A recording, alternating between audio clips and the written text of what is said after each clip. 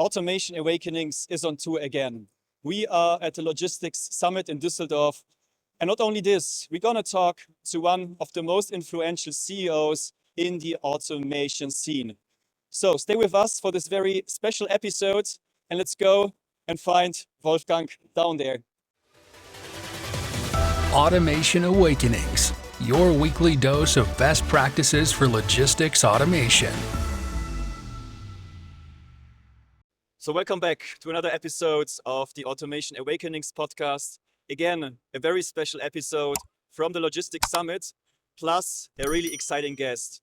He and his company are the world champions in orchestrating mobile robots with VDA5050.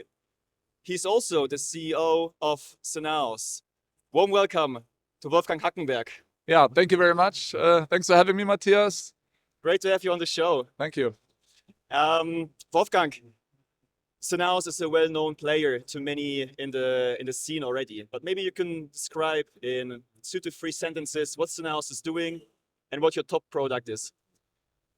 Yeah, we are a software company on the verge between startup and scale up, and we are providing an interlogistics management platform. You already talked about it. That's a platform that orchestrates and steers all the different devices, all the different players within a parameter. So within a warehouse, within a factory, that means mobile robots, as you already said, but also humans, pickers, and forklifts as well. So the all-in-one, one-for-all platform for interlogistics. So basically all, let's say, actors that you have in interlogistics can be connected to Synaos and can be also optimized with your software. Yes, we have a AI optimization as a ground layer. We are calculating 200,000 to 300,000 solutions per second, always taking all the available resources and all the available transport orders and putting them into the best combination. Therefore, we can reduce hardware by 30 or 40%, or even traffic jams and all that. So all the operational stuff by 60%. So that's a big thing. We're just kind of expanding our platform towards mobile robots now, because we believe that there is a journey in automation that starts with, of course, manually driven vehicles, forklift, tugger trains. And the next step is then automation, but in a very isolated way, where you have a black box there and black box there, no interconnection. And then automation grows and they kind of overlap. You have different hardware, different vendors, everything. And this is where we come in then for real. This is our home turf. That's where you said that we have the biggest VDA5050 fleet. So this is the whole journey. That's what we're doing with our interlogistics management platform. Exciting. We shall talk about the VDA5050 a little bit more in a couple of minutes. But before we do this, maybe you can describe to our listeners what your major tasks are as a CEO. What do you do the whole day? Oh, well, that's different every day. Well, you're at the verge between giving strategic direction, okay, but also making sure operational we're doing all the stuff we have. We don't have a budget to plan ahead 5 years or 3 years. Nobody can, but we as a small company can do that as well. So really giving enough direction to the team, to the management, and on the other hand, really performing and getting the operation stuff on the ground and everything. So that's pretty much what I do. So it's talking to the investors, it's financing, it's talking to partners, it's doing PR, it's talking to you guys, talking about Synaos, about what we do. So this was what I'm doing most of the time. Sounds very interesting, very diverse. Yeah, it is.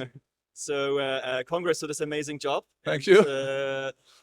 Maybe let's take a look now more towards some deep dive topics. Yes. We already mentioned VDA5050, which is a big topic here at the Logistics Summit, but also beyond that. So maybe my first question towards you as a practitioner, as a provider in this area, do we really need the VDA5050? It's a question that we get a lot from our customers, and maybe you have a good answer. Well, the simple answer is yes. Okay, as you might imagine. Like I said, in that journey from the manually guided world of forklift and tugger trains over isolated automation into a more complex automation with overlaps, and then everything together with manually transports. You don't need it always from the beginning, okay? But what we learned is that if you start too late with standardization and with a software platform, you get really big problems at the end. Let me make an example, okay? You have that great venue here, great like warehouse and or production facility here. And if I want to make like an isolated case here and then 100 meters on the other side, I can do that. And if I never want to do anything more, then I can do that with the fleet management coming with the hardware and everything. Yeah. But most of the of our customers and most of the market know, because of economically reasons, but also like having less and less drivers, like being able to drive stuff. Yeah. We need more automation. And then it's growing. It's more like source sync relations that coming in, more like tasks you do automated. And at some point it grows together. And if you then start everything and you have to go backwards and ask the suppliers to, oh, are you able to do VDA5050, or oh, we have to put in a software platform at that stage, it really kills the projects. We see that so quite often, you know, like it makes everything. You have like a big process change, you have a software project, and you have to change the hardware if the hardware is able to be changed. So my advice is start right from the beginning, at least put the VDA5050 into the quotes, so everybody can provide it, and then at the end you have the chance to expand and move on. Very interesting. Yesterday at the panel discussion, one of our co-hosts, Oliver, mentioned that you have to actually start small but think big. And I think this goes the same direction. You need to have the vision for your fleet and then decide very, very early in the process whether you want to orchestrate different AGVs, different AMRs on the same shop floor. You have to get the right direction. I mean, seriously, like when it's clear you only have like one isolated use case, then of course, doesn't make sense. VDA5050, you can still do it, but it doesn't cost you more, from my understanding. But it's probably not the highest priority you have. But if you wanna, it's just preparing stuff, you know. It's just being ready if you really need it. And like Oliver said, I think that's smart. At least put the direction to the right and to the right angle. To then, if you later need it, you can use it then. Cool. Let's stick with this topic a little bit more. You talk to a lot of customers, right? Is the VDA5050 already well known? Do you have the feeling that people outside know about it, or do we still have to do a lot of no marketing work? No. Well, I think we still should do more marketing work, but that boat had left the harbor here. Like that thing is through for me. I mean, I remember like 3 or 4 years ago when we went to Logimat first time, 5 years ago. Everybody said like, "What are VDA5050 and what is that?" And I don't care. I don't know. Don't leave me alone. There was no awareness at all. And now even in discussions where I even bring up that topic, people are talking about it. Okay. I mean, Chinese vendors, like hardware vendors, are asking for the VDA5050 for onboarding with that. We are bringing it to the US. All of our like US installations are with the VDA5050. I know the US has a different standard, mass standard, which is around 80% the same. But they're bringing it more into a formal ISO certification way, which takes way longer. And we're just kind of attacking and trying to build a standard over the market, okay, just by the number of vehicles operated, okay. And so from my perspective, VDA5050 is through. There are still people are questioning it. I mean, I had a discussion yesterday, and they said like I had a guy in there like which is doing kind of the very early development of mobile robot projects, and he said like, hey, if I talk about 1 or 2 AGVs, do I really need it? That's a discussion we already had. You can talk about that. But if you at any point are a bigger company, if you want to scale, if you have more than a couple of AGVs, hey, you need it, because even if you, I mean, you have an underdriving AGV and you just want a 10 more. And if you don't have the VDA5050, you have to buy from the same supplier. And if not, you can buy from somebody else. Or you have an underdriving lifting table AGV and you need a forklift AGV, and your supplier doesn't supply a forklift AGV. Hey, then you can mix it up. So if you have any ambition in mobile robots, you need the VDA5050. That's a very strong statement. No, perfect.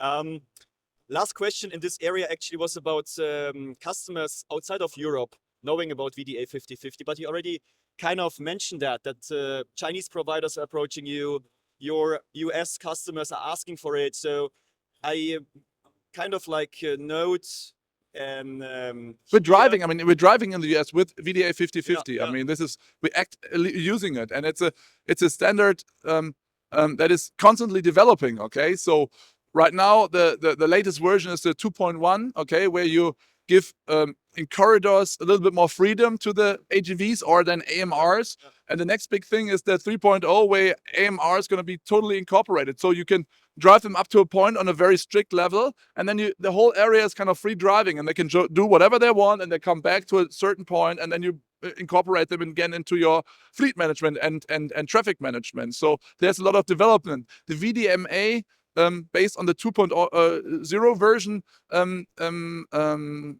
disclosed or published the LIF standard, layout interchange format, okay, where like maps can be easily uploaded and downloaded. So there's a lot of development. What I'm saying, I don't think you can stop the VDA5050 anymore. Excellent. Let's take a look at your lighthouse project. We called it the World Championship in orchestrating AGVs, AMRs with VDA5050. So you have this really, really huge installation at VW in, I think, Hannover, right? Yeah. Tell us more about it. So how many vehicles do you steer there using VDA5050? Yeah, it's around 130, 136. Okay. They bought way more, but they don't need them since we are orchestrating. They have like plenty of them in stock, you know, but they don't need them because our optimization is bringing down the numbers so much. Amazing. Yeah, that was, I mean, this was our first project as a company. This is unbelievable, like the biggest VDA5050 installation in the market, and it was our first product. So we learned a lot. Yeah. It's 130 roughly robots driving in like just in time, just in sequence. So in different like logistics concepts, with different sizes of vehicles. And then also tugger trains in there, okay? So automated tugger trains. And everybody can jump into a tugger train, drive in somewhere else, and then we have to pick him up, bring him back into the system and go for it. So it's a very complex installation. The worst traffic situation, at some point they changed it a little bit in the industry. So it's really challenging, but that's what our software is made for, and that's what we developed it for. And I think this is really a lighthouse installation with Volkswagen Nutzfahrzeuge. And then as an outlook for the next year, okay, there's for me is another lighthouse installation, and that's it's at MAN in Nuremberg at the battery factory. Okay, they're producing big, like heavy load of batteries for Scania and for MAN. Yeah, and there we will orchestrate everything with our platform, the product flow based on KUKA 3-ton vehicles, which are driving the batteries through the production, and then we have mainly SafeLog and Jungheinrich doing the logistics like deliveries. Yeah. And then as a cherry on it, next year we're gonna incorporate Magazzino the first time. So small goods delivery, automated small goods delivery for the first time. So this is gonna be like 4 supplies, everything is moving, and we're orchestrating it. So that's gonna definitely be another lighthouse there. Amazing, and already a congrats to that. Yeah, well, congrats when we are running, but it's ambitious. Let me say it like this. It's gonna make a mark in the industry. Definitely. Let's wind back a little bit to VW. How did you convince them to do that with you as a startup, first project? I mean, that's a hell of a decision, right? Yes, I mean, and of course, this is kind of history of Synaos that where we're coming out of the VW world. They knew us as persons. We convinced them with our approach over many years, and then we convinced them to work together because there was nothing like they needed on the market with that vision, and our vision hasn't changed like in 6 years. We had never pivoted that. We want to disrupt the industry by using software, okay, and really having impact on the society there. And this has never changed. And they knew us. They jumped in, and then we first were supposed to go live in Zwickau, so in Eastern Germany. But that had like some delays due to like labor reasons and stuff like that, and therefore like VW moved up, and was a rough. I mean, first project, 130 robots in the first project, not like driving 5 robots in a circle like others do, like 130, like heavy duty, 2 or 3 minutes cycle time. Yeah, if you stop, the whole factory stops. I mean, wow. And there was organizational stuff there. Like they had no like central project manager at all. Yeah, so we had to work on that. We had to work on how we do support, how we are on site, and all that stuff. So we learned a lot, but yeah, after all, it's working, and we're very happy here. You already talked a little bit about the major challenges here, right?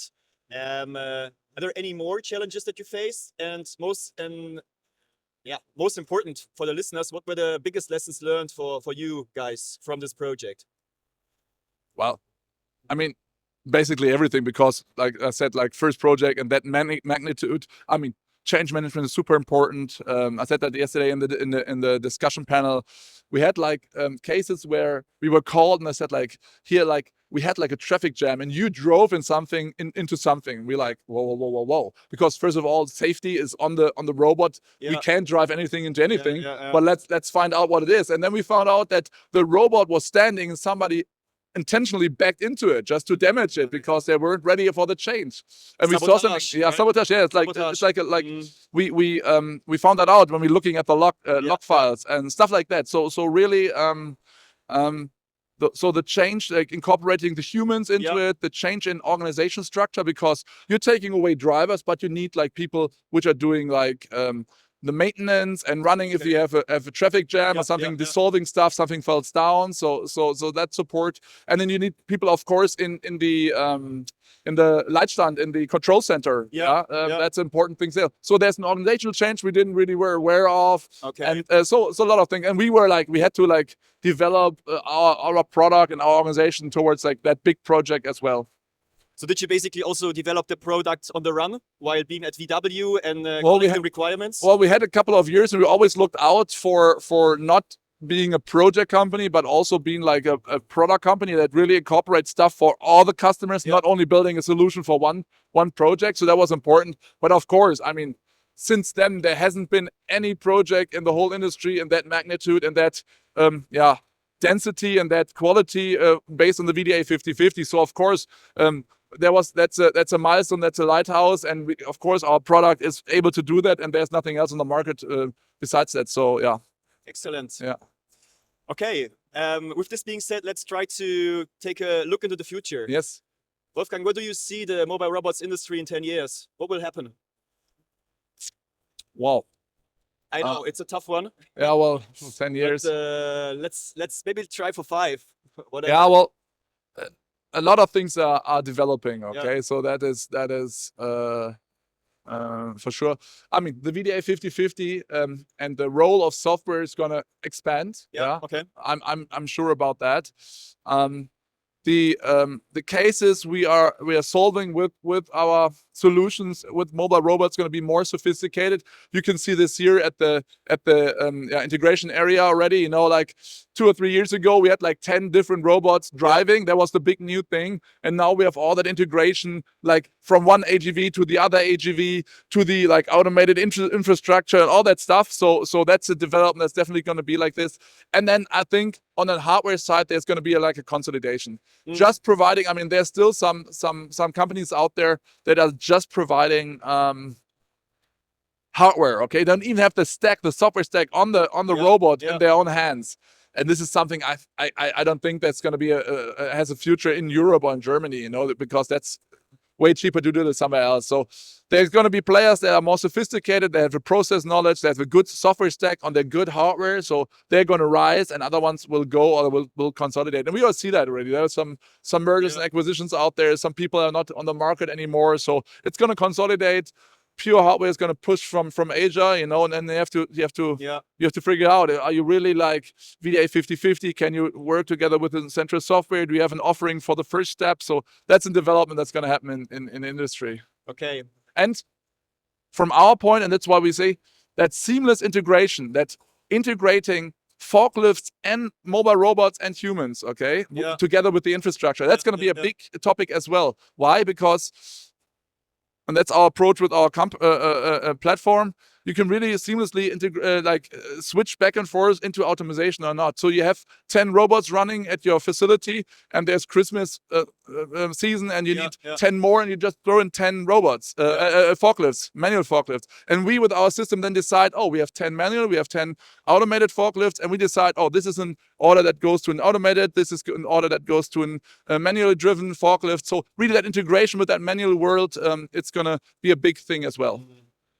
Yeah, probably emerging towards intralogistics operating system, right? So that's away from the agnostic fleet management that's most companies are at the moment in terms of software, towards a system that integrates all players, as you say, like humans, manual fleets, and of course mobile robots. And this is exactly the direction we're going with our interlogistic management platform, the all-in-one, one-for-all platform. Because, for example, in Hannover, we already we have line runners. Yeah, the decoupling and coupling process of the automated tugger trains is done manually. So we have an app that guides the line runner to then decouple. So that in 2.5 minutes, there's going to be a train in that position. Go there and decouple. So we are orchestrating the humans as well, okay, and giving them help.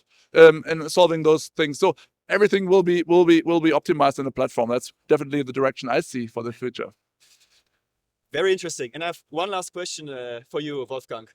What new technology are you most excited about at the moment? I mean, there is AI, there is humanoids, there's a lot of buzzwords also. What do you think is going to be the next big thing? Yeah. I mean, AI, of course, it's a thing that's coming. Okay, we are kind of tried that out already, because right now what we are providing, what others are providing, are expert systems. Okay, you have to have a lot of knowledge to work with them and use the products. And of course, if you can provide all the information, the documentation, all of that in a better way, and you can guide people, it's going to be accessible to way more people. So on that side, AI is going to be a big role, interaction with the system, understanding what's happening on the shop floor, because like I said, we're doing 200,000 to 300,000 solutions per second, and sometimes people are standing like, why is it happening now? It's kind of hard to understand, of course, because you can't look into the algorithm. So on that side, AI is going to be a big factor. And then, of course, I mean, there's the hype topic of humanoid robots. Yeah, okay. And there's two hearts in my chest, because I was involved in Mensch-Roboter Kooperation back then, 10 years with the VW group. And for Germany, we are super reluctant with that. And we have the Berufsgenossenschaft. You have to be super slow. You have to be, you have to very, very reluctant to go that direction. And then you look at Asia or something, and you have a really huge development. So a lot of things going to happen with that as well. We see here robots with a arm on it, with a manipulator on it. So that's a direction that's definitely going to pick up as well. But I'm not quite sure how far we're going to be in Europe and Germany, but around the world, it's going to be a big issue. It's going to be a big issue. Thank you so much for those amazing insights. Yeah, Wolfgang. thank you very much for having me. Always to talk to you. Thank you. It was fun. Enjoy the rest of the fair. I will. And I hope you guys will tune in next Monday again for another episode of Automation Awakenings, for some additional information on exciting topics in automation. So see you then. Have a great rest of the day, and goodbye. Thank you. This was another episode of the Automation Awakenings podcast. Visit us at automation-awakenings.com.